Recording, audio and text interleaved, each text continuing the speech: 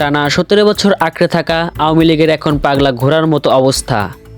ক্ষমতাচ্যুত শেখ হাসিনাকে ছাড়াই হচ্ছে নির্বাচনের আয়োজন, ভোটের সময়ও নির্ধারণ। প্রস্তুত সরকার, প্রস্তুত রাজনৈতিক দলগুলো, প্রস্তুত নির্বাচন কমিশন। কিভাবে এই নির্বাচনকে ভণ্ডুল করা যায়, দেশকে কিভাবে অস্থিতিশীল পরিস্থিতির মধ্যে ফেলে দেওয়া যায়, এই পরিকল্পনা করছে আওয়ামী লীগ।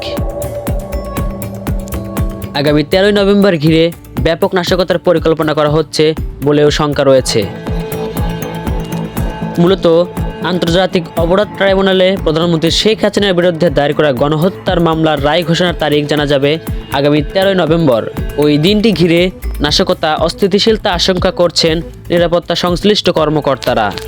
তারা বলেছেন, একটি কার্যক্রম নিষিদ্ধ রাজনৈতিক দলের অংশবিশেষ সহিংস্র পরিস্থিতি সৃষ্টির পরিকল্পনা করছে, যার লক্ষ্য হতে পারে বিচার প্রক্রিয়া বাধাগ্রস্ত করা।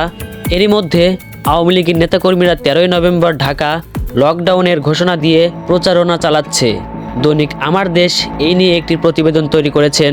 বলা হচ্ছে, এই পরিকল্পনা করা হচ্ছে প্রতিবেশী দেশ ভারত থেকে। প্রিয় দর্শক, এই ছিল আজকের ভিডিও। তো পরবর্তী ভিডিও পেতে আজকের সময় ইউটিউব চ্যানেলটি সাবস্ক্রাইব করে আমাদের সঙ্গেই থাকুন। ধন্যবাদ সবাইকে।